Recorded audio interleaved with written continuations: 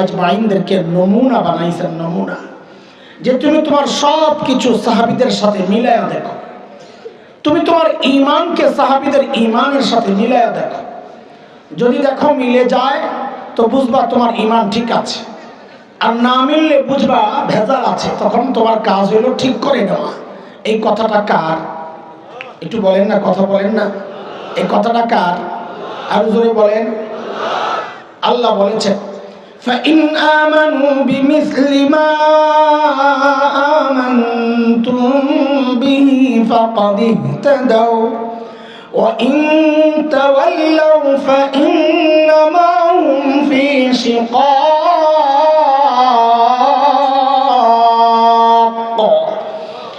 বলে তুমি তোমার তাকওয়াকে সাহাবীদের তাকওয়ার সাথে মিলাও।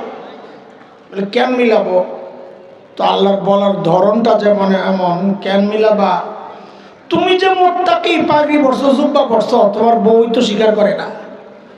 পীর সাহেবের কাছে খবর লেগে দেখেন, পীর সাহেবের বউ পীর সাহেবের কাছে মুড়ি দেয় না। চিনি আপনি কোন মার্কা পীর? খবর আছে আমার। তেলা পোকাও একটা পাখি, আপনিও একটা পীর, খালি খোঁচায়। এক পীর সাহেবের বউ খালি খোঁচার মধ্যে রাখে। একদিন ঘরে আসছে আর বউ কয়, হায় রে খোদা, আমার কপালে আল্লাহ কোন পীর মিলাইলো। কিসে হঠাৎ করে আবার কি হলো? আজকে দেখছি আমাদের বাড়ির সামনে দিয়ে একজন পীর সাহেব উইরা উইরা যায়। তুমি তো লেংড়ায় লেংড়ায় আরো।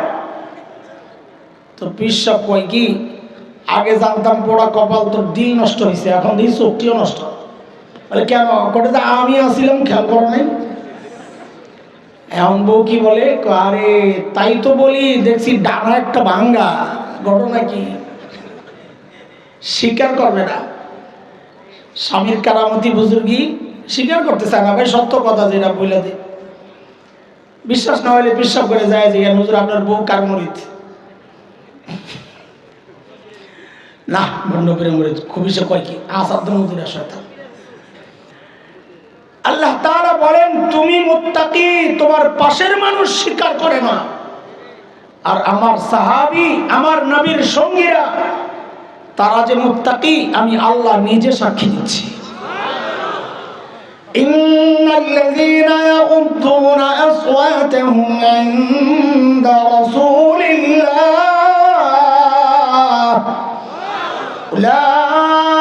উলাইকাল্লাযীনা ইমতাহানাল্লাহু কুলুবাহুম লিত্তাকওয়া লাহুম মাগফিরাতুন ওয়া আজরুন আযীম।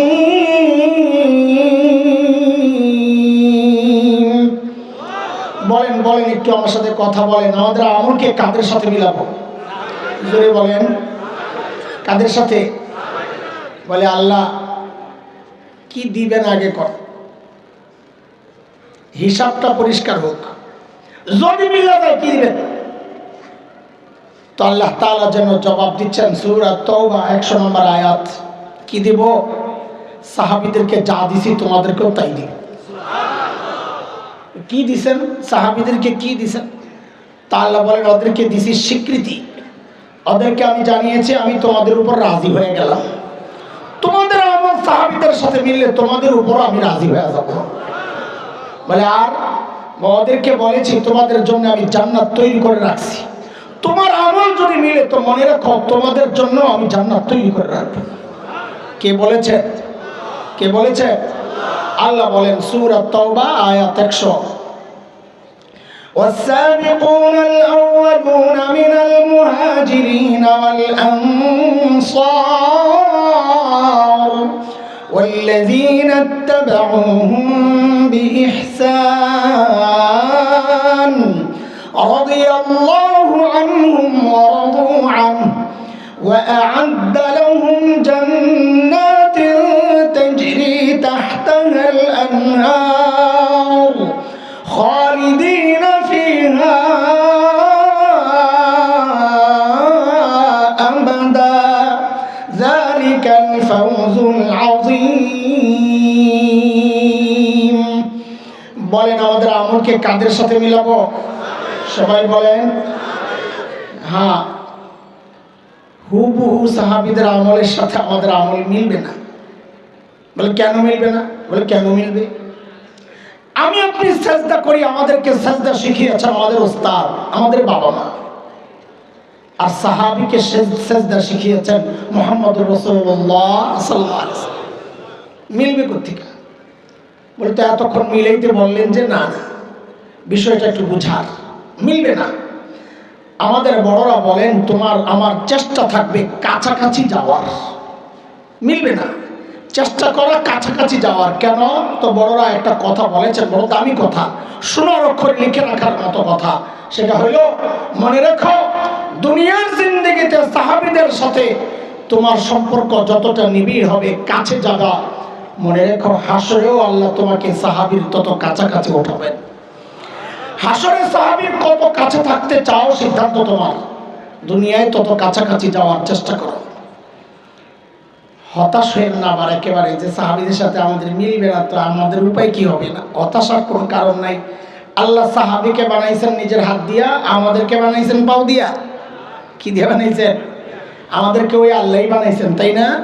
আমাদের জন্য বিশেষ বিশেষ স্পেশাল অনেক সুযোগ রাখছেন। যেমন একটা সুযোগ আপনাদেরকে বলি, একটু খুশি রাখি যেন হতাশ না হয়।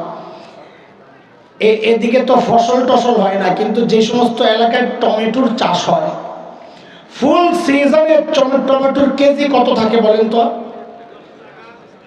10 টাকা। আচ্ছা 20 টাকাই ধরলাম, ফুল সিজন 20 টাকা।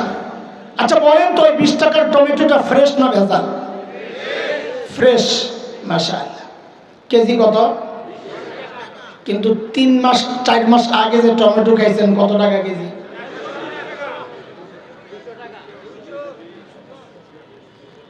120 টাকা কইয়া আমার কষ্টটা আর বাড়াইয়েন না।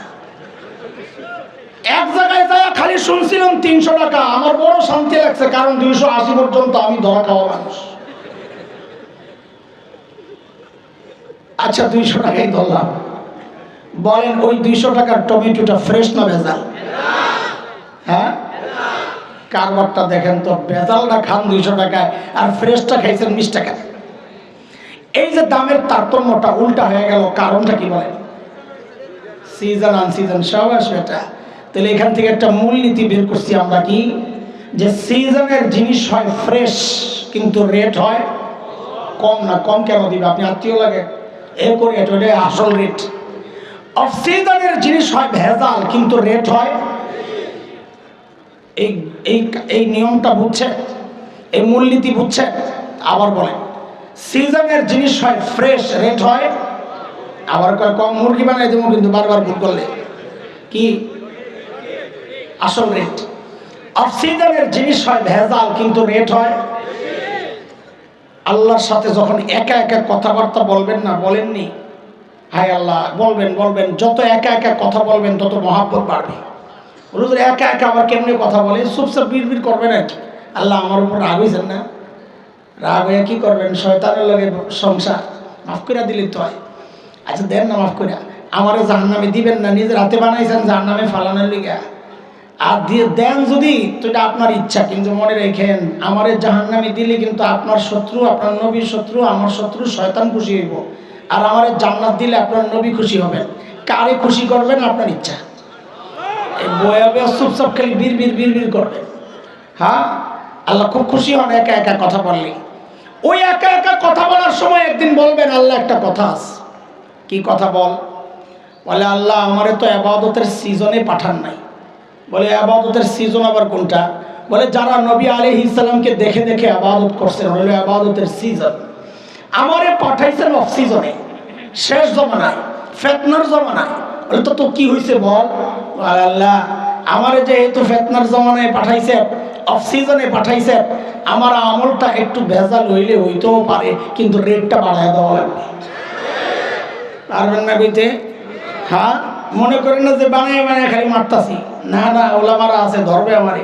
হাদিস আসছে, হাদিস, শেষ জমানায় সুন্নতের দাম শহীদের সওয়াব। আসেনি? শেষ জমানায় সুন্নত আঁকড়ে ধরলে আল্লাহ শহীদের সওয়াব দেন, আছে হাদিসে।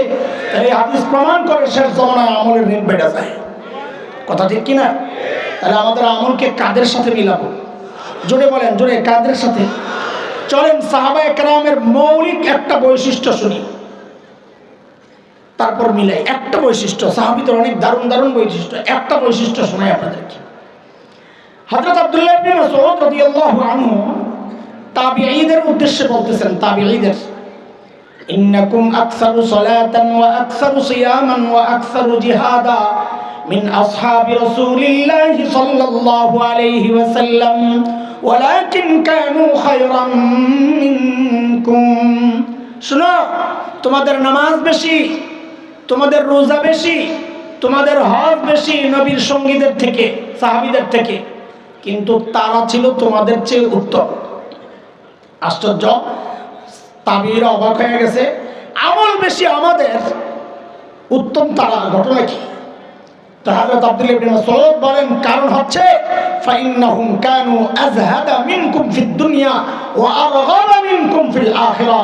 কারণ সাহাবীদের এক বড় আজীব বৈশিষ্ট্য ছিল, তারা ছিল তোমাদের চেয়ে বেশি দুনিয়া বিমুখ এবং তোমাদের চেয়ে বেশি আখিরাতমুখী।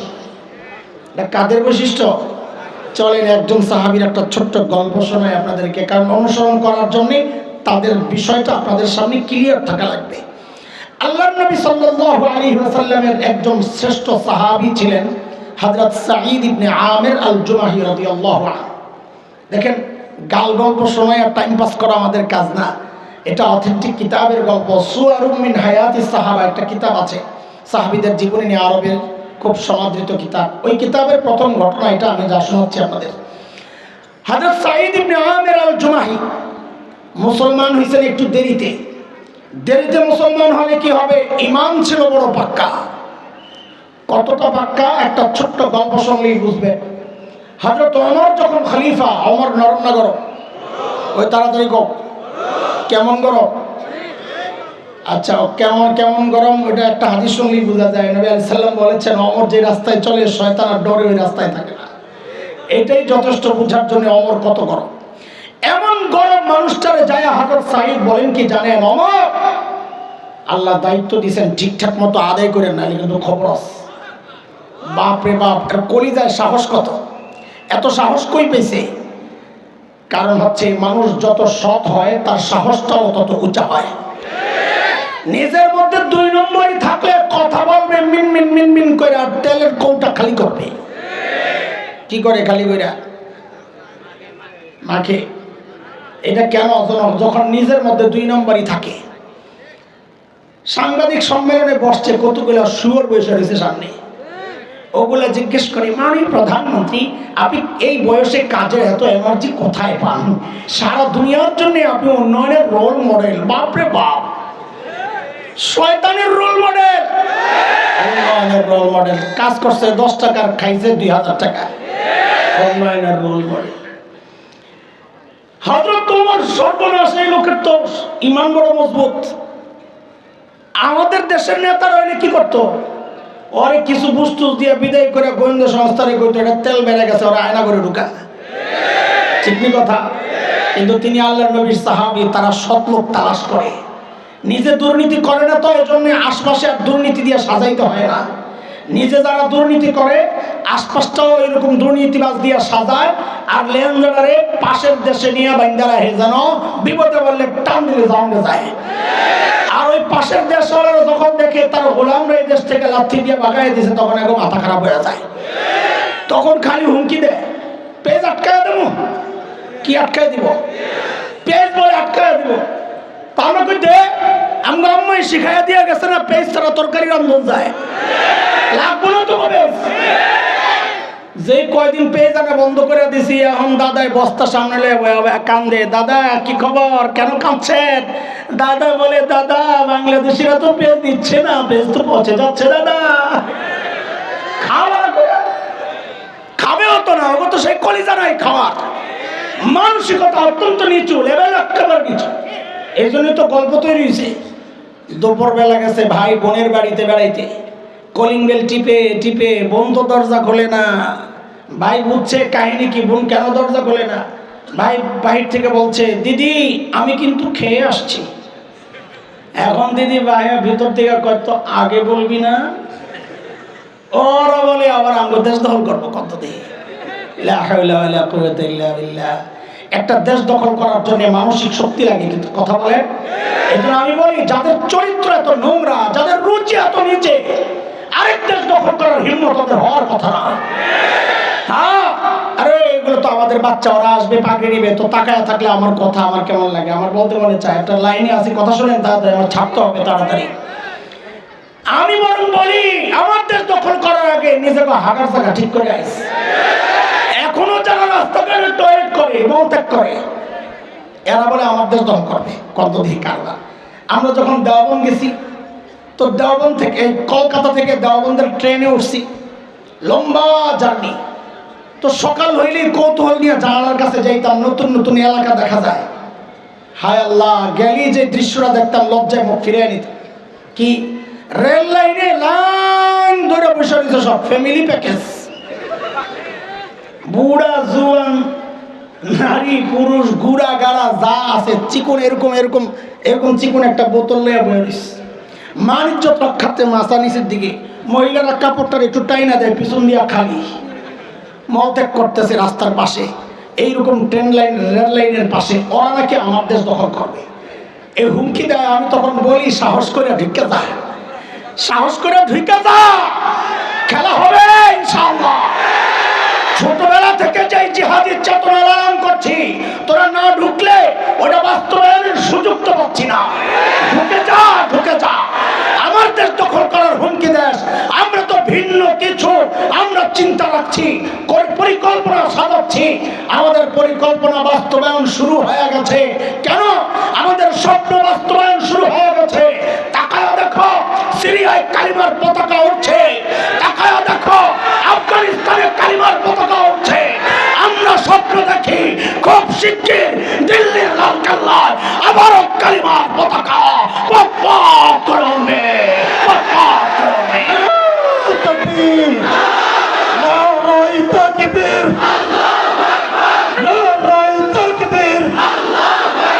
ইসলামের শত্রুরা, আরে আমার শত্রুরা, বাংলাদেশের শত্রুরা আমার দেশ দখল করার আগে, আমার দেশ দখল করার পরিকল্পনার আগে ওলামায়ে দেওবন্দের ইতিহাসটা একটু পড়ে আসো। বাংলাদেশে ওলামায়ে দেওবন্দের এক সোনালী ইতিহাস আছে। ওলামায়ে দেওবন্দের রক্ত যখন এই উপমহাদেশের জমিন স্পর্শ করেছিল, ব্রিটিশ লাল কুত্তারা পালাতে বাধ্য হয়েছিল। ওলামায়ে দেওবন্দের রক্ত যখন আফগানিস্তানের জমিন স্পর্শ করেছিল, রাশিয়ার শেখ ভল্লুকেরা পালাতে বাধ্য হয়েছিল। সাম্প্রতিককালে তালেবানের শরীর হয়ে ওলামায়ে দেওবন্দের রক্ত যখন আফগানিস্তানের জমিন স্পর্শ করেছে, আমেরিকা নেটো কুত্তার মতো পালাতে বাধ্য হয়েছে। মনে রেখো, বাংলার জমিন যদি স্পর্শ করে নতুন ইতিহাস সৃষ্টি হবে। সেটা হচ্ছে একটাও পালাতে দেওয়া হবে না, পালাতে দেওয়া হবে না।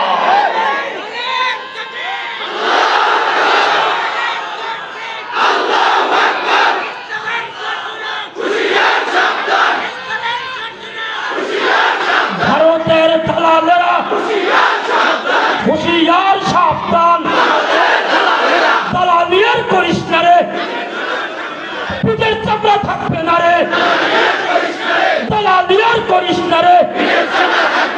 ভারতের দালালেরা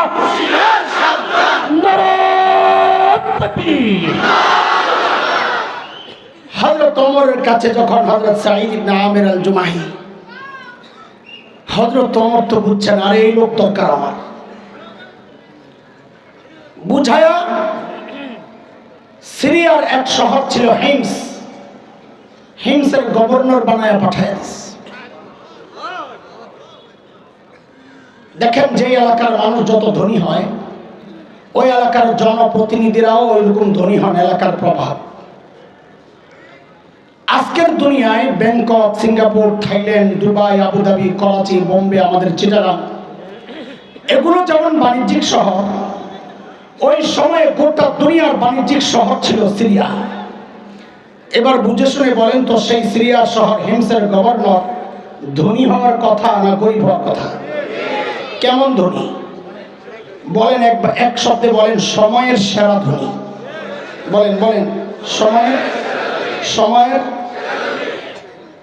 হিমস থেকে এক দল আসছে হযরত ওমরের সাথে সাক্ষাৎ করার জন্য। তাদের কিছু অভিযোগ অনযোগ ছিল, দারিদ্রতার কষাঘাতে পিষ্ট হচ্ছিল, অর্থনৈতিক মন্দা, এই সমস্ত ব্যাপার নিয়ে আসছে।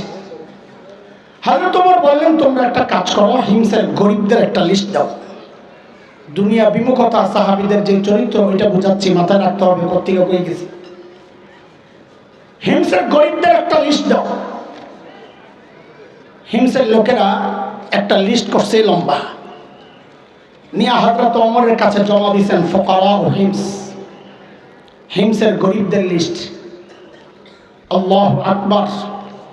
হযরত ওমর লিস্টটা ধুইরাই তাকায়া দেখেন, অবাক হয়ে তাকায়া আছেন। কেন? কারণ তিনি দেখেন যে ওই লিস্টের শুরুর দিকেই হিমসের গভর্নর সাঈদ ইবনে আমির আল জুমাহির নাম।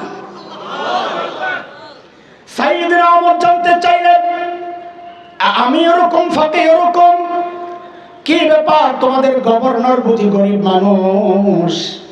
হিমসের লোকেরা জবাব দিলেন, বালা আমি অরুণা আফখরুনা, আমাদের গভর্নর শুধু গরিব না, হিমসের মধ্যে সবচাইতে গরিব।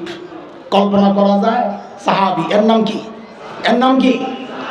হযরত ওমর এই কথা শুনে এতটা খুশি হয়েছে, সাথে সাথে 1000 স্বর্ণ মুদ্রা, কত? 1000 স্বর্ণ মুদ্রা প্যাকেট করে দূত মারফত পাঠায়া দিয়েছেন, যাও আমার পক্ষ থেকে আমার সাঈদকে হাদিয়া দিয়ে আসো। কত কত? 1000 স্বর্ণ মুদ্রা বুঝে, এক স্বর্ণ হানাফি মাযহাব মতে 3.2 গ্রাম, এই হিসাবে প্রায় 3.5 স্বর্ণ মুদ্রা দিয়ে 1 ভরি হয়। তো ধরেন 1000 স্বর্ণ মুদ্রা মানে প্রায় 350 ভরি, প্রায় 350। তাহলে 1 লক্ষ টাকা করে হইলেও তো প্রায় 3.5 কোটি টাকা। এই বিশাল অঙ্কের হাদিয়া যখন হযরত সাঈদের কাছে পেশ করা হয়েছে, হযরত সাঈদ প্যাকেটটা খুলি যখন দেখলেন এই বিশাল অঙ্কের হাদিয়া তার জন্যে, তিনি সাথে সাথে প্যাকেটটাকে ছুঁড়ে মেরে চিৎকার দিয়ে বলে উঠলেন, ইন্না লিল্লাহি ওয়া ইন্না ইলাইহি রাজিউন। কি পড়ছে? হাদিয়া পাইলে ইন্না লিল্লাহ পড়ার কথা না আলহামদুলিল্লাহ পড়ার কথা? আপনারা কি পড়তেন জানি না, আমার ইমানের যে হালত, এমন একটা পোটলা পাইলে রে ভাই, লাভ দিয়া দইরা ভিতরে যাইয়া নিজেও আলহামদুলিল্লাহ পড়তাম, বউরও বলতাম আলহামদুলিল্লাহ পড়ো, পোলা বান্য কইতাম আলহামদুলিল্লাহ পড়। বিশ্বাস না হইলে দিয়া দেখেন না। আল্লাহর নবীর সাহাবী কি করছে? কথা বলে না, এমন ভাবে ইন্না লিল্লাহ পড়েছেন, বিবি তো ভেতর থেকে ভয় পায় গেছে, হারি মদিনা থেকে দূত আসছে, না জানি কোন দুঃসংবাদ নিয়ে এসে আল্লাহই জানে। সাথে সাথে জানতে চাইলেন, আকুতিলা উমর ইবনুল খাত্তাব, কি ব্যাপার, সাইয়্যিদনা ওমর বুঝি শহীদ হয়ে গেছেন? এইভাবে ইন্না লিল্লাহ কেন পড়লেন? হযরত সাঈদের জবাব, না না, ঘটনা তা না, বরং তার চেয়েও মারাত্মক, তার চেয়েও। বউ আবার জানতে চাইলেন, আকুতিলাল মুসলিমুনা ফি মারিকা, তাইলে কি কোনো যুদ্ধে মুসলমান ব্যাপকভাবে শহীদ হয়ে গেল কিনা? হযরত সাঈদ বলেন, না না, ঘটনা তাও না, তার চেয়েও মারাত্মক। বউয়ের কলিজা এবার গেছে শুকায়া, এর চেয়ে মারাত্মক ঘটনা আর কি হবে বুঝছি, না জানি আমার জামাইয়ের কল্লাটা নিতে পারাইছে। আরে বলেন না, কি সমস্যা? আল্লাহ আল্লাহ আল্লাহ। আল্লাহর নবীর সাহাবীর ছোট্ট একটা জবাব, কিয়ামত পর্যন্ত যদি কেউ দুনিয়া বিমুখ হতে চায়, এই একটা জবাবকে অনুসরণ করলেই যথেষ্ট। কি বললেন তিনি? কেন এই 1000 স্বর্ণ মুদ্রা পেয়ে ইন্না লিল্লাহ পড়লেন? তিনি জবাব দিচ্ছেন, উদখিলাত আলাইয়া দুনিয়া লিতুফসিদা আখিরাতি, আরে আমার ঘরে দুনিয়া ঢুকায়া দেওয়া হয়েছে আমার আখিরাতকে বরবাদ করার জন্য। সাথে সাথে বিবিকে বললেন, আমি চাই মদিনার দূত আমার ঘরে থাকতে থাকতে এই 1000 স্বর্ণ মুদ্রা তুমি হিমসের গরিবদের মধ্যে বিলায়া দিবা। কি বুঝলেন? শাসকের মধ্যে যদি ইমানদারি থাকে তো নিজের বরাদ্দের টাকাটাও জনগণকে দিয়ে দেয়, আর শাসকের মধ্যে ইমানদারি না থাকলে জনগণের বরাদ্দের টাকা মাইরা বিদেশ যায় বাড়ি বানায়। এটার কত বাস্তবতা আপনার ওই ভিতরের রাস্তাটি দেখলে বোঝা যায়। এই ঠিকটাও আসতে কয়, কষ্ট তো আমি হয়েছে, তো তোমার তো কষ্ট হয় না, অভ্যাস হয়ে গেছে, গেলে ঠিকঠাক জোরে বাইর হয় না, জোরে ঠিকঠাক করে সামনে আর আমরা এসি ফাঁসাবে। আল্লাহ আল্লাহ আল্লাহ। বউরে যখন কইছে সব দিয়া দাও, বউ তো আর আমাদের বউ না রে, আমাকে বউ হইলে আচ্ছা আপনার কটা ভালো সবাই আল্লাহ আল্লাহ বুঝুর্গ, আমারটা যদি কইতা সব দিয়ে আল্লাহ একটা বিস্কি যে খাইলাম হইলে বুঝুর কি দেখায় সব দিয়ে আলে বেশি পিড়াপিড়ি করলে বলতো 2 ভাগ করে, অর্ধেক আমার অর্ধেক আপনার, আমারটা থাক ঘরে কত কাজ আছে, আপনারটা দিয়ে আলাম অনেক সব হইব। কিন্তু বউ তো সাহাবীর বউ, কার বউ? বলা ভাই একটা পরামর্শ করায় যাই, যারা বিয়া করস নাই কাজে লাগবো, বিয়ার সময় লাগবো, দেমো দেমো। পোলাবেন বউ পায় না, আমারও না, আয়া খালি কব একটু পানি ভরা দেন, একটু ফু দিয়া দেন, তাবিজ দেন, বউ পাই না। তা আমি কি পাবি কেমনি? তুই নিজে 2 নম্বর আর বউ তালাশ করে রাবিয়া বসিয়া, এটা কি সম্ভব? আল্লাহ কি জালেম বেটা তোর মতো 2 নম্বরের কাছে রাবিয়া বসিয়া নেককার মেয়েটারে পাঠায় ওরে ঠকাইব? এই জন্য একটা পরামর্শ কর, বিয়ার সময় কাজে লাগবে, ওটারে ফলো করবি তো বউ পাবি। বল আমার সাথে, জেসকার লগে তেসকা না হাইসা আগে পরামর্শ কর, ছাগল খাই খা বেহায়ার গোষ্ঠী সরব না, এবার হাসে ক নিচের দিকে তাকায়া জেসকার লগে তেসকা বল। এটা আমার কথা না রে, এটা কোরআনের কথা। সূরা নূরে আসছে, আল্লাহ বলেন আল খাবিসাতু লিল খাবিসিনা ওয়াল খাবিসুনা লিল খাবিসাত ওয়াত তাইয়িবাতু লিত তাইয়িবিনা ওয়াত তাইয়িবুনা লিত তাইয়িবাত উলাইকা মুবাররাউনা মিম্মা ইয়াকুলুন লাহুম মাগফিরাতুন ওয়া রিজকুন কারীম।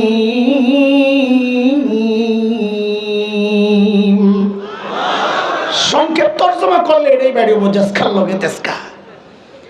বউরে যখন বলছে সব দিয়ে দাও, বউ একটু দেরি করে না, সাথে সাথে নিয়ে সব দান করে দিচ্ছে।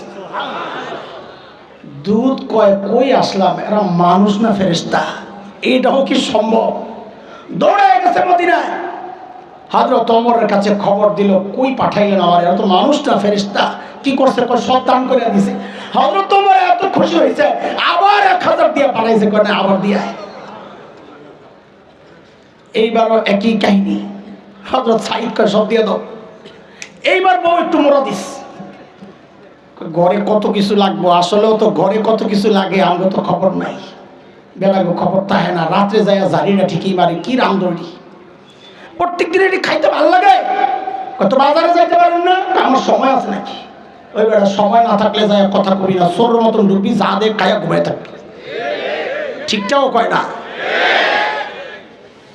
এই বদ অভ্যাস অধিকাংশ বেড়ার, বাজারে যায় না, ঘরে যায় রাতে ঝাড়ি লয়, কথা কন, এটা ভয়ঙ্কর বদ অভ্যাস। আরো বদ অভ্যাস আছে, বউরে কয় তুমি যাই ওগা বাজারে, এইটা যেটা কয় এটা পিটান দরকার, যারা বউ বাজারে পাঠায়, কথা কর ঠিক কিনা? হযরত সাইদ জিজ্ঞেস করতেছে, কেন তোমার কি ঘরে কোনো জরুরত আছে? কত কিছু লাগবে, কিছু রাখেন না? তো হযরত সাইদ বলেন কি, জরুরত থাকলে কিছু কেন, পুরোটাই রেখে দাও। তো বউ তো তাহলে তো আরো ভালো আসাল্লাহ। হযরত সাইদ বলেন, দেখো আমাদের ভাঙা ঘর ডাকাত পড়তে পারে, আমাদের নিজের কাছে না রেখে কোথাও আমানত রাখি, যিনি আমানত এমনভাবে রাখবেন যে আমাদের প্রয়োজনের সময় চাওয়ার আগেই দিয়ে দিবেন, দিবেন যে যা রাখছি তার চেয়ে অনেক বাড়াইয়া দিবেন। বউকে আলহামদুলিল্লাহ এমন লোক কই পাওয়া যাবে? তা হযরত সাইদ বলেন, তাইলে এটাও দান করে দাও। দান করা মানে আল্লাহর কাছে আমানত রাখা, কিয়ামতের মাঠে যখন আমাদের প্রয়োজন হবে যা রাখছি তার চেয়ে অনেক বাড়াইয়া দিয়ে দিবেন। দূতের তো এবার মাথা খারাপ হয়ে অবস্থা, যে আগেরটাই তো ভালো ছিল, কি অবস্থা, আবার দৌড়ে গেছে হযরত ওমরের কাছে, যে কই কি এগুলা মানুষ তো না। হযরত ওমর এইবার শুনে এতটা খুশি হয়েছে, সাথে সাথে হুকুম জারি করলেন, এই কাফেলা রেডি করো, আমার সাইদকে দেখতে যাব। এটা বর্তমান দুনিয়া না, মোবাইলের টিকিট পাঠায় দিয়েছে, এয়ারপোর্ট থেকে চট করে উঠে গেছেন। কি কি শব্দ এটা? চট করে, কি নতুন শুনছস লাগে তোরা? চট করে জায়গা না মানুষ, চট করে ঢুকে যায় কাছাকাছি থাকলে। আমরা বলি চট করে না ঢুকে চট পইরা ঢুকেন। কোন জায়গায় চটটা পিঠে বাইন্দা এরপরে ঢুকেন। এইবার যদি পোলাবেন পায় তো কালামানিকার মতন পিঠাইয়া কলা পাতা হয়। কথা ঠিক কেন কথা না? এই শয়তানটারে পোলাবেন পিটাইছে, একটাই ভালো লাগছে খালি, সেটাও বলতে পারি না।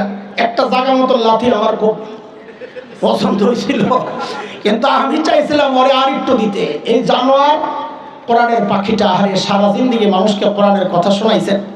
আল্লামা দিলওয়ার হোসেন রহিমাহুল্লাহ, সাঈদী রহিমাহুল্লাহ সরকার ওদের পাতানো যে আদালত রায় দিল যাবজ্জীবনের, এই শয়তানটা মানতে রাজি না, কোনা ওরে ফাঁসি দিতে হইব, শয়তানের গোষ্ঠী ফাঁসি দিতে হইব। তোরে এই লাইতাইয়া এই পিটাইয়া কলা পাতা শোয়াইছে না, ওরে ঝুলাইয়া টুকরা টুকরা করে কুটি কুটি করে বটি বানাইয়া পাগলা কুত্তা দিয়া খাওয়ানো দরকার আছে। কথা বলেন ঠিক কিনা? এগুলা জানোয়ার, এগুলা মানুষ না, এগুলা জানোয়ার। সাইয়েদনা ওমরের কাফেলা যখন হিমসে ঢুকে, গোটা হিমস যেন ভেঙে পড়ে। কেন? চারদিক থেকে হাজারো মানুষ ছুটে ছুটে আসতেছে। না হারি মদিনা থেকে আমাদের আমিরুল মুমিনিন আসছেন, আল্লাহর নবীর সাহাবী ওমর ইবনুল খাত্তাব আসতেছেন এক নজর দেখার জন্য। হযরত ওমর বসা, পাশে সাঈদ ইবনে আমের। ওমর চিন্তা করলেন, সাঈদকে আমি তো ভালো জানি, কিন্তু জনগণ কি বলে, এই সুযোগে একটু পরীক্ষা করে নেওয়া যাক। হযরত ওমর ডাক দিয়া জানতে চাইলেন, ও হিমসের মানুষ, তোমাদের গভর্নরের বিরুদ্ধে কারো কোনো অভিযোগ আছে নি? থাকলে দাঁড়ায়া যাও। বাপরে বাপ, এই 6 মাস আগে যদি আপনাদের এলাকায় এসে কেউ বলতো আপনাদের এলাকার নেতার বিরুদ্ধে কারো কোনো অভিযোগ আছে, তো মানুষ মাথাটা নিচের দিকে দিয়া বলতো কি, অভিযোগ তো আছে কিন্তু দাঁড়াবো না, এখন দাঁড়াইলে সকালে শুয়ে পড়া লাগবে। ঠিক নি কথা? কিন্তু ইসলামী শাসন ব্যবস্থার সৌন্দর্য এটা, জনগণের কথা বলার অধিকার ছিল। হযরত ওমর বলার পর কোণের থেকে বুড়ে দাঁড়ায় গেছে। আছে মানুষের স্বভাব দেখা দেখি কাম করা। আপনার ঘাটটা ব্যথা করতেছে, রাস্তায় দাঁড়ায় ঘাটটারে ঠিক করার জন্য উপরের দিকে তাকায় থাকেন কতক্ষণ, দেখবেন পাশে দিয়া যারা যায় অধিকাংশ দাঁড়ায় দেখবে আপনি কি দেখতেছেন। ঠিক নি কথা? একজন দাঁড়াইছে, সাথে আরো 3 জন। ওমর তো অবাক হয়ে গেছে, আরে কারে দেখতে আসলাম, তার বিরুদ্ধে দেখি অভিযোগের শেষ নাই। বলেন আপনার কি সমস্যা?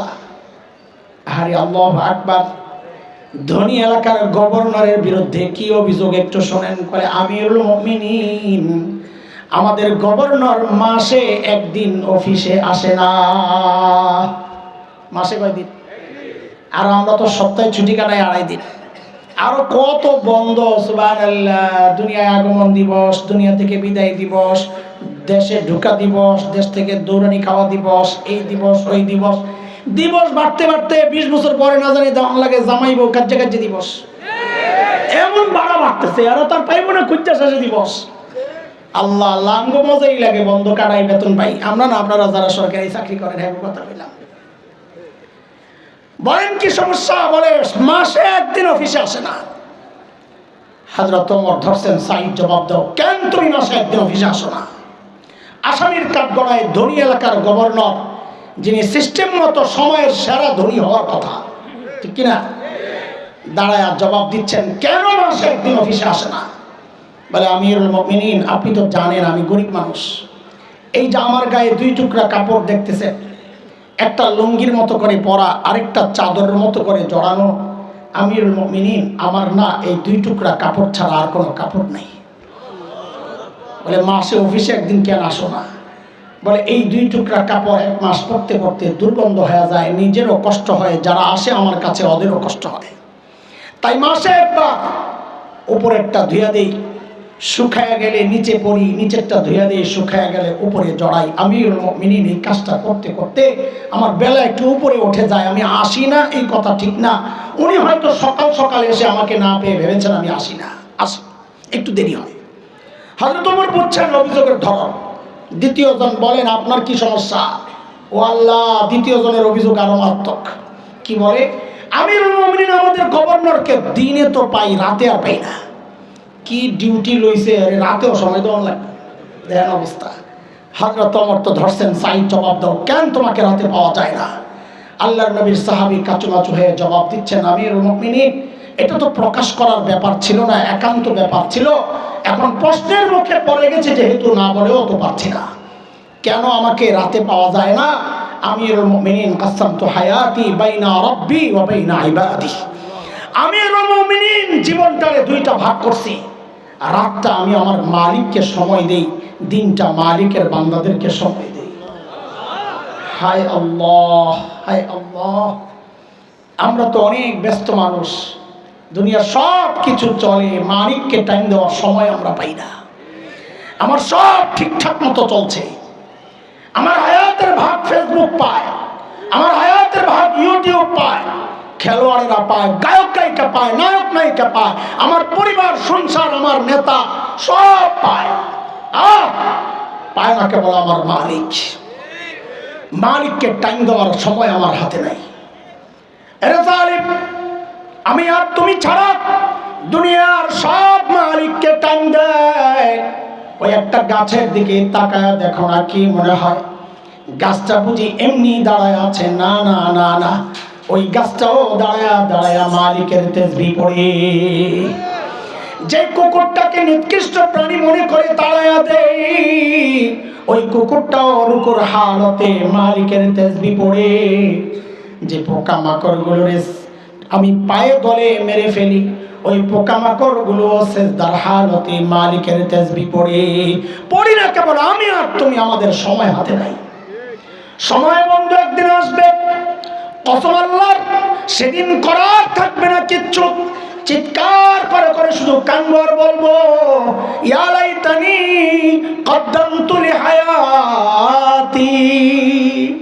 আরে সময় মতো যদি একটু পুঁজি বানায় আসতাম, তাইলে আর বাম হাতে আমল নামাটা নেওয়া লাগে না। তাও নিচি নিচি কোন দিক দিয়া কলিজা ছিদ্র কইরা পিছনে নিয়া, এখন তো আর আমল নামা দেখি না, তো আল্লাহর পক্ষ থেকে ফেরেশতারা গাড়টারে মটকায়া দিছে, দেখ তোর আমল নামা। আমল নামা দেখাই দেওয়া লাগবে। চিৎকার কি বলে, ইয়া লাইতানি লাম উতা কিতাবিয়া, আয় আমল নামা যদি আমারে না দেওয়া হতো, ওয়ালাম আদরি মা হিসাবিয়া, আমি জানি না আমার হিসাব কি হবে। ইয়া লাইতাহা কানাতিল কাদিয়া, মৃত্যু পর্যন্তই যদি সব শেষ হয়ে যেত, আর বিচারের মুখোমুখি দাঁড়াতে না হতো। ও দুনিয়ার টাকাওয়ালা, আজকে টাকা দিয়া বিচার পাল্টো, সেদিন চিৎকার করে করে কাঁদতে হবে আর বলতে হবে, মা আবনানি মালিয়া, আমার মাল আমারে বাঁচাইতে পারলো না। আজকে ক্ষমতার দাপটে বিচার পাল্টাও, সেদিন চিৎকার করে করে কাঁদতে হবে আর বলতে হবে, হালাকা আন্নি সুলতানিয়া, আমার ক্ষমতাও তো শেষ, এখন আমার উপায় কি হবে? আওয়াজ আসবে, আর কান্না থামাও। যখন কান্না করার দরকার ছিল তখন তো কান্না করে নাই, তখন হেসেছে, তামাশা করেছে। এখন সময় শাস্তি পাওয়া। খুযুহু ফাগুল্লু সুম্মাল জাহিমা সাল্লু, এগুলারে ধর, বেড়ি পড়া, টাইনা হেসরাইয়া নিয়া জাহান্নামে ফালাইয়া দে। বলে কি দিয়া পেঁচাবে, কেমনে পেঁচাবে? আল্লাহ বলেন, সুম্মা ফি সিলসিলাতিন যারউহা ৭০ যিরাআন ফাসলুকু, ৭০ গজ লম্বা শেকল দিয়া পেঁচায়া টাইনা নেওয়া হবে। হযরত ইবনে আব্বাস রাদিয়াল্লাহু তাআলা আনহুমা বলেন, শেকল দিয়া কেমনে পেঁচাবে জানোনি? আরে হযরত ইবনে আব্বাস বলেন, শেকলের মাথাটা নাকের ছিদ্র দিয়া ঢুকায়া পায়খানার রাস্তা দিয়ে বের কইরা টাইনা পেঁচায়া জাহান্নামে নিয়ে ফালায়া দেওয়া হবে। এরে যুবকের আমার ভাই, এমন ভয়ঙ্কর পরিবেশ পরিস্থিতির মুখোমুখি দাঁড়াতে না চাইলে সাহাবাওয়ালা জিন্দেগি বানাও, গুনাহমুক্ত জীবন বানাও। আল্লাহ তাআলা আমাদের সবাইকে গুনাহমুক্ত জীবন যাপনের তৌফিক দান করেন, সাহাবাওয়ালা জিন্দেগি তৌফিক দান করেন। আমিন। ওয়া আখিরু দাওয়ানা আলহামদুলিল্লাহি রাব্বিল আলামিন। আসসালামু আলাইকুম ওয়া রাহমাতুল্লাহি ওয়া বারাকাতুহু। আমরা দেখতে পাচ্ছি আমাদের মঞ্চের